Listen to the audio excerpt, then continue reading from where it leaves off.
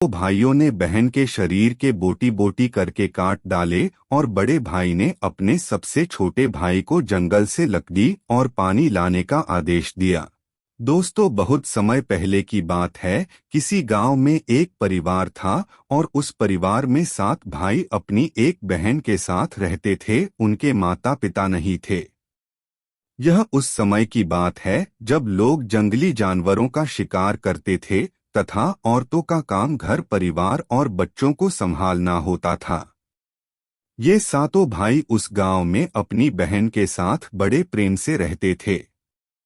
7 भाई जंगल में जाकर जंगली जानवरों का शिकार करते थे और शिकार करके जब घर लाते थे तो बहन उन जानवरों को काटकर उनके मांस को पकाती थी और सभी मिलकर बड़े प्रेम से भोजन किया करते थे। ऐसे ही दिन गुजर रहे थे। एक दिन 7 भाई जंगल में शिकार करने के लिए निकले थे।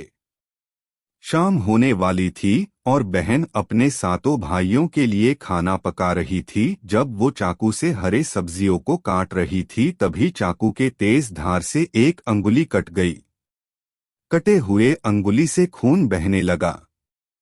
अब बहन सोचने लगी कि यदि उनके भाइयों ने उसकी कटी अंगुली देखी तो वो काफी दुखी हो जाएंगे। इसीलिए उसने सोचा कि अपने भाइयों को इसके बारे में नहीं बताना चाहिए और उनसे यह बात छिपाकर रखना चाहिए। उसने अपनी ओढ़नी और दीवारों पर खून को पोंछना चाहा, लेकिन फिर दिमाग में विचार आया कि यहाँ तो मेरे भाई आसानी से देख लेंगे। फिर उसने अपने खून को साग में ही पोंछ दिया। जब शाम को 7 भाई शिकार करके आए तो बहन ने भाइयों के लिए भोजन परोसा। आज 7 भाइयों को साग बहुत ज्यादा स्वादिष्ट लगा और सभी अपनी अंगुलियां चाटते रह गए और अपने बहन की पाक कला का बखान करने लगे। अपनी तारीफ सुनकर बहन भी बहुत खुश हुई। अगले दिन सभी भाई सुबह खा पीकर जंगल में शिकार के लिए निकल पड़े। वो शिकार तलाशते तलाशते थक गए और एक पेड़ की छांव में बैठ गए और बातों ही बातों में 7 भाई रात के भोजन के बारे में बात करने लगे। रात में बहन ने जो साग बनाया था उसी की चर्चा करने लगे। सभी कहने लगे कि इतना स्वादिष्ट साग उन्होंने कभी नहीं खाया।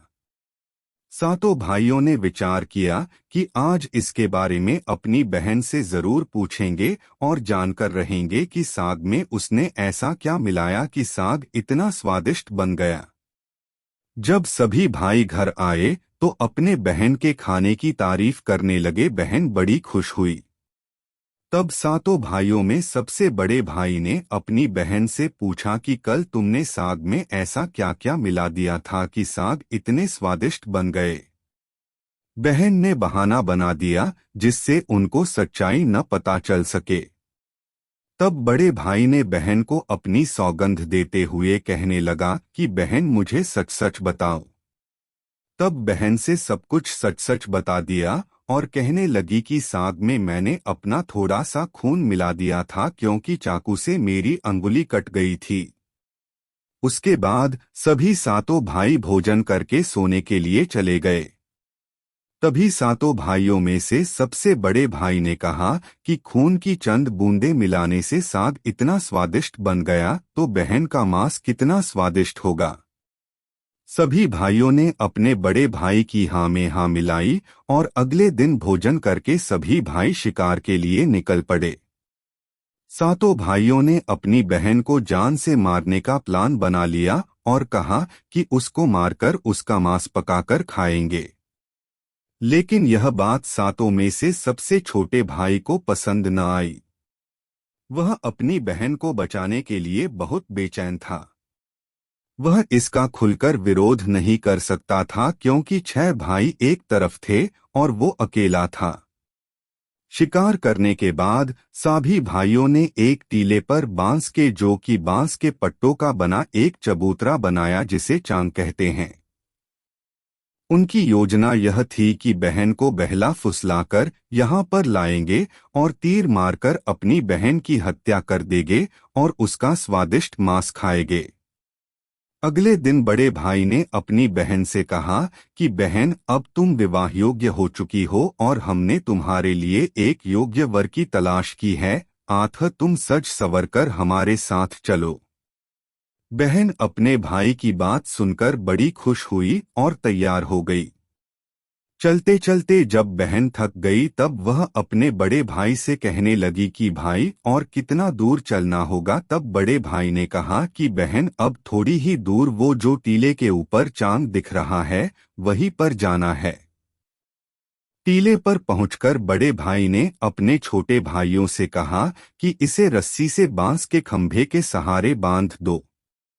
सभी भाई मिलकर अपनी बहन को रस्सी से बांधने लगे। बहन बहुत असहाय थी और अपने सभी भाइयों को हत्यारे की नजर से देख रही थी और वह ईश्वर से कहने लगी कि हे भगवान, ये मेरे सभी भाई मेरे खून के प्यासे हैं। ऐसा कोई भाई नहीं है जिसके दिल में मेरे प्रति सराहना हो। ये सुनकर सबसे छोटे भाई का मन द्रवित हो गया, लेकिन वो बेचारा अकेले कर भी क्या सकता था। वह मजबूर था क्योंकि 6 भाई बहन को मारने के पक्ष में थे। बहन को बांधने के बाद बड़े भाई ने अपने सभी भाइयों को बाण से मारने का आदेश दिया। जब बड़ा भाई सबसे पहले धनुष से बाण मारने के लिए चला तो बहन अपने बड़े भाई के सामने हाथ जोड़कर करुण स्वर में कहने लगी कि मारो मारो भैया, छाती में लक्ष्य करके तुम्हारा तीर तुम्हारा धनुष जंगल को जाएगा। मारो मारो भैया, छाती में लक्ष्य करके भैया, छाती में लक्ष्य करके। बड़े भाई ने कठोरता से बाण चलाया लेकिन उसका तीर सही निशाने पर नहीं लगा। अब दूसरे भाई की बारी थी। वह भी बहन को मारने के लिए धनुष बाण उठाया। उसके भी सामने बहन ने हाथ जोड़कर वही करुण स्वर गाने लगी। दूसरे भाई का भी निशाना विफल हो गया। इसी तरह से छवो भाई ने अपने बहन को तीर से मारने की कोशिश की लेकिन सभी विफल रहे। अब सातवें भाई का नंबर आया और सभी भाई कहने लगे कि भाई, पूरी ताकत से तीर चलाना और बहन को एक ही तीर में ढेर कर देना। यदि तुम्हारा निशाना चूक गया तो तुम जिंदा नहीं बचोगे, हम सब मिलकर तुम्हें मार देंगे। बहन ने अपने छोटे भाई की जान खतरे में देखी तो अपने भाई की जान बचाने का उसने निश्चय किया और वह ईश्वर से प्रार्थना करने लगी कि हे ईश्वर, मेरे भाई का तीर मेरी छाती भेदने में सफल हो जाए। और वह फिर करुण गीत गाने लगी कि मारो मारे भैया, छाती में लक्ष्य करके, छाती में लक्ष्य करके तेरा तीर मेरी छाती भेद जाए, मारो मार। और वह फिर करुण गीत गाने लगी कि मारो मारे भैया, छाती में लक्ष्य करके, छाती में लक्ष्य करके तेरा तीर मेरी छाती भेद जाए, मारो मारो भैया, छाती में लक्ष्य करके मारो। छोटे भाई ने तीर चलाया और उसका तीर बहन के मर्म पर जा लगा। वह दर्द से तड़प हुई। कुछ देर छटपटाने के बाद उसके शरीर से प्राण निकल गए। बहन के मरने के बाद सभी छवो भाई बहुत खुश हुए लेकिन सातवां भाई बिल्कुल भी खुश नहीं था। सभी भाइयों ने मिलकर बहन के शव को चांद से नीचे उतारा। उसके बाद छवो भाइयों ने बहन के शरीर के बोटी बोटी करके काट डाले और बड़े भाई ने अपने सबसे छोटे भाई को जंगल से लकड़ी और पानी लाने का आदेश दिया। छोटा भाई लकड़ी को पानी के साथ साथ कुछ मछली और केकड़ा भी लेकर आया था। वह अंदर ही अंदर बड़ा दुखी था। उसके सभी भाई बहन का मांस बड़े चाव से पका रहे थे। वह अपनी बहन का मांस नहीं खा पाएगा। यदि उसने ऐसा किया तो उसके सभी भाई मिलकर उसे गालियां देंगे। उसने मांस पकाते समय चुपके से केकड़े और मांस आग में डाल दिया और अपने खाने का जुगाड़ कर लिया। चावल और मांस तैयार हो गया था। जमीन पर केले के पत्ते बिछाकर उसमें सबके लिए खाना परोसा गया। छोटे भाई ने बैठने से पहले अपने स्थान पर एक छोटा सा गड्ढा खोद लिया था। उसने केले के पत्ते में परोसे गए बहन के मांस को उस गड्ढे में डाल दिया तथा मछली और भात खाने लगा। बाकी छवो भाई अपने बहन की हड्डियां चबाने लगे तो छोटा भाई केकड़ा चबाने लगा। भोजन करने के बाद बड़े भाई के कहने पर छोटे भाई ने सबका बचा हुआ जूठा साफ करने को कहा कि बहन बची हुई हड्डियां और उनके अन्य भाग जैसे कि सिर, नाखून, पंजे सबको इकट्ठा करके उसी गड्ढे में डाल दिया और ऊपर से मिट्टी डाल दी। कुछ समय पश्चात उसी स्थान पर बांस का एक पौधा उगाया। धीरे धीरे उस स्थान पर बांसों का एक झुरमुट बन गया। एक बार उसी स्थान पर एक संत आए और उसी बांस के झुरमुट तले छुपकर मल त्याग करने लगे। उसी समय आकाशवाणी हुई कि संत दुर्गंध आ रही है, संत दुर्गंध आ रही है। बार बार यही आकाशवाणी हो रही थी तो संत ने झटपट उस स्थान को साफ कर दिया और उन्होंने झुरमुट में से एक बांस काट लिया और उसकी बांसुरी बना ली और उस बांसुरी को बजाकर लोगों के घर भिक्षा मांगने जाया करते थे और बदले में बहुत सारा उपदेश देते थे। एक दिन की बात है कि संत उसी गांव में उसी बड़े भाई के द्वार पर चला गया। तब छठवें भाई का विवाह हो चुका था और सातवें भाई का विवाह अभी नहीं हुआ था और वो अकेला और अलग रहता था। जो ही संत ने बड़े भाई के आंगन में कदम रखा उसी समय बांसुरी बोल उठी कि नहीं बाजोरे, बांसुरी यही है दुश्मन सबसे बड़ा, बड़े भाई के घर नहीं बाजोरे बांसुरी, दया प्रेम सब छोड़कर रिश्ते में यही दाग लगाया है।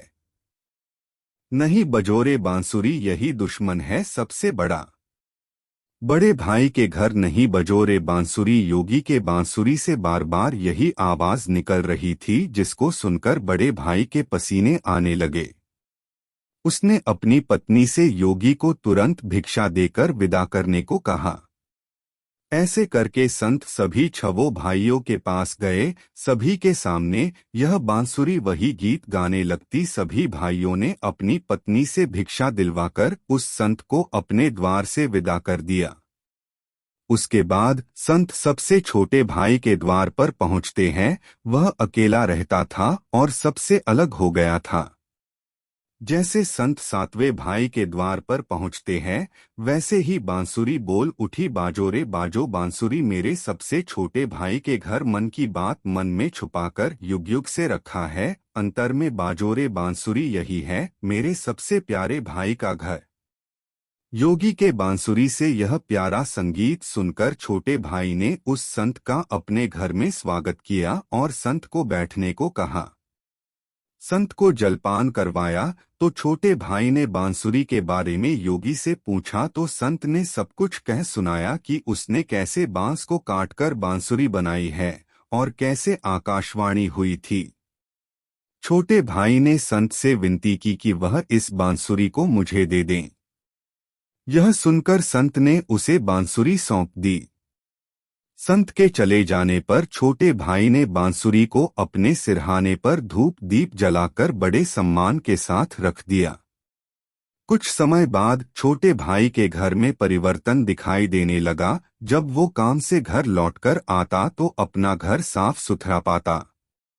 जब रोज रोज उसके गैर मौजूदगी में उसके घर की सफाई होने लगी तो वह अपने भाभियों से जाकर पूछने लगा कि हमारे गैर मौजूदगी में क्या आप लोग हमारे घर की साफ सफाई करते हैं। तो सभी ने कहा हमें अपने काम से फुर्सत ही नहीं मिलता, तो हम तुम्हारे घर पर साफ सफाई करने के लिए क्यों आएंगे। यह सुनकर छोटे भाई ने यह निश्चय किया कि वो आज छुपकर देखेगा कि उसकी गैरमौजूदगी में उसके घर की साफ सफाई कौन करता है। इसीलिए छोटा भाई काम पर नहीं गया और घर में छुपकर देखने लगा।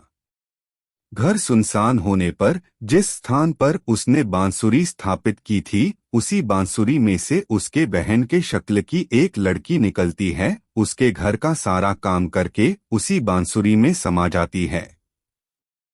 यह सब देखकर छोटे भाई को अपनी आंखों पर विश्वास नहीं हुआ।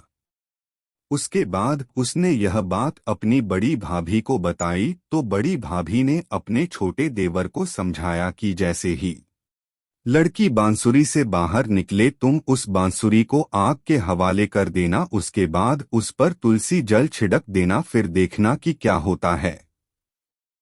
छोटे भाई ने अपनी बड़ी भाभी के कहे मुताबिक सारा काम किया। वह बांसुरी से लड़की के निकलते ही बांसुरी को आग के हवाले कर दिया और लड़की पर तुलसी जल छिड़क दिया। तुलसी जल के स्पर्श से वह लड़की मानव रूप में आ गई। भाई ने देखा तो यह उसकी छोटी प्यारी बहन है। उसने अपनी बहन को गले से लगाया। उसके बाद दोनों भाई बहन बड़े प्रेम से रहने लगे। बहन ने भाई को और भाई ने बहन को अपना लिया और दोनों उसी घर में प्रेमपूर्वक रहने लगे। मैं आशा करता हूं कि हमारे द्वारा दी गई जानकारी 7 भाई और उनके एक बहन की कहानी आप सभी को बहुत ज्यादा पसंद आई होगी। हमारे इस वीडियो को अपने फेसबुक, व्हाट्सएप, इंस्टाग्राम पर जरूर शेयर करें। आप हमारे चैनल को जरूर सब्सक्राइब करें जिससे हमारे लेटेस्ट वीडियो की नोटिफिकेशन आपको तत्काल मिल सके। धन्यवाद। आप सभी का दिन मंगलमय हो।